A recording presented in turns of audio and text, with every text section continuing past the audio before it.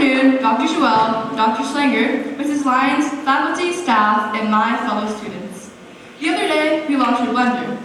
The clear container we used every day to make our strawberry banana smoothies for breakfast had seemingly disappeared off the face of Earth.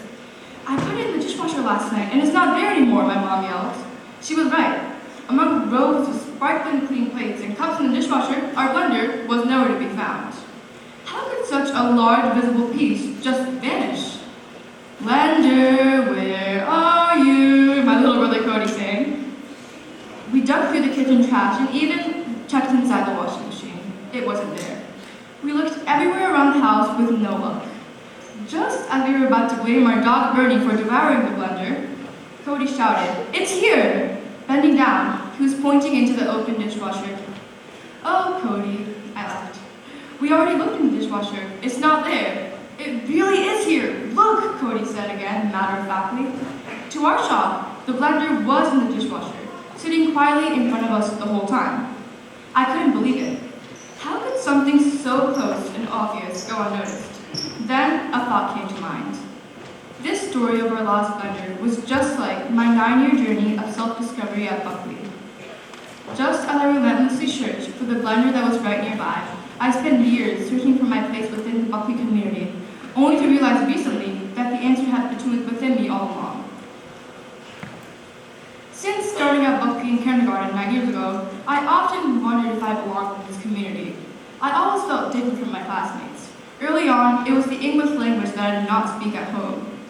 I often struggled to understand the conversation happening in the classroom, and that continued for a few years. Once, one of my teachers told me to break a leg before my tele-recital. I became so upset and asked my mom, how could a teacher wish I broke my leg? I wasn't even a first or second grader then. I was a 6th grader who had never heard of this phrase, break a leg, until that day. And it was not just the American culture that was confusing to me.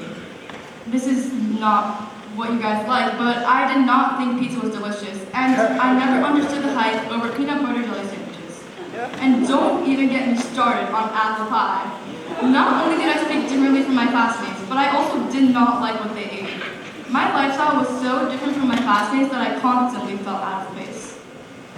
As I grew, the gap widened with the TV shows, movies, and pop stars my classmates talked about that I had never heard of, and, of course, the phones.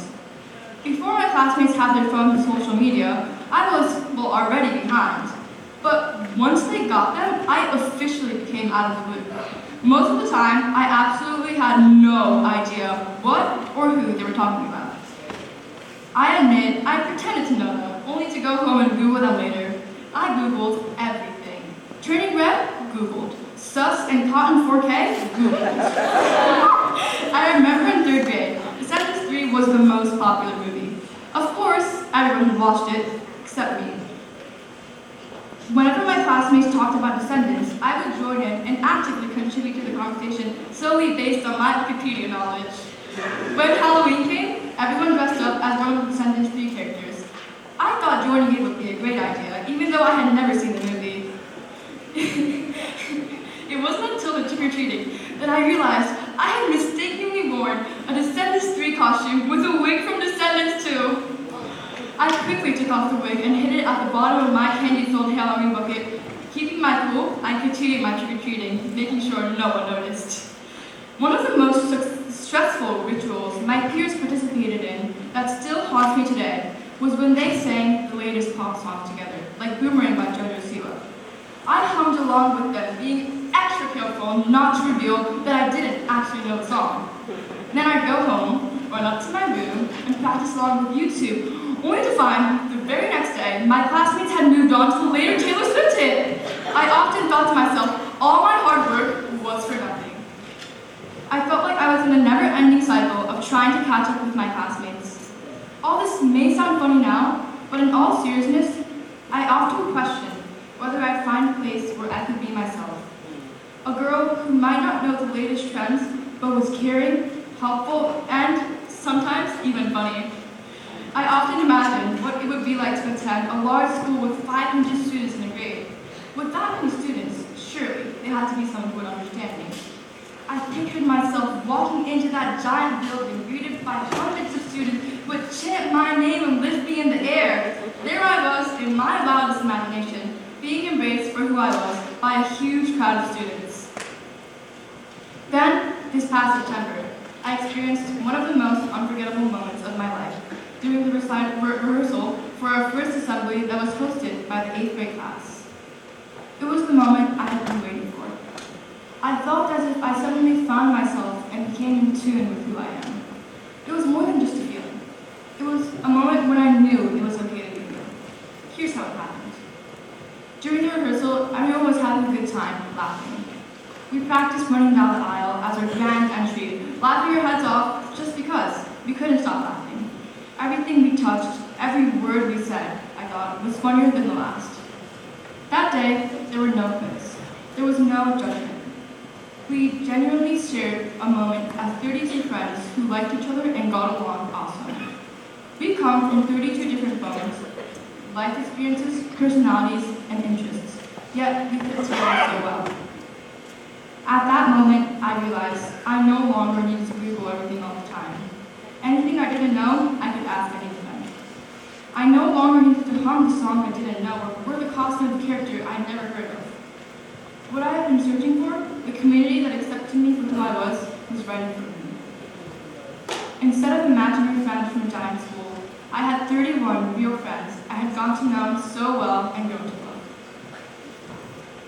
More than ever, I feel immense gratitude towards Dr. Schwell, Dr. Schneider, Mrs. Lyons, and all of the faculty and staff for creating a safe space for me to explore and find myself in the most personal, meaningful way. You have supported me in countless ways, many of which I may never even realize. All I can do now is be grateful and try to support the journey of others in the same way all these people have done for me over the years. I'm also deeply thankful to my parents for making the life-changing decision to send me and my siblings to this incredible school 9 years ago. My experiences at Buckley have shown us that I will find happiness whenever I go, as long as I stay true to myself. Out of the 9 years I have spent at Buckley, I believe this is the greatest lesson Buckley has taught me. Guys, I'm going to get emotional. Lastly, to the class of 2025, my friends, partners in crime, and second family. I love you all for just the way you are. Nothing more, nothing less, even when you don't know me. Thank you for not calling me out when you knew I was observing or Sorry, I'm really emotional. You kindly stayed silent when I misused skibbity or stigma. Thank you for patiently explaining which singers were considered cool and what slang was now considered so 2022. From the moments we spent doubled over, laughing in tears at our inside jokes, no one else understands. To the times we made funny faces at each other in class, every single second with you all has been a gift. We've shared our food, books, makeup, and music, and most importantly, we shared our hearts. The time we spent together, the laughter, tears, and even fights will always stay with me. No matter what life takes us, you'll always be my family. And I hope you know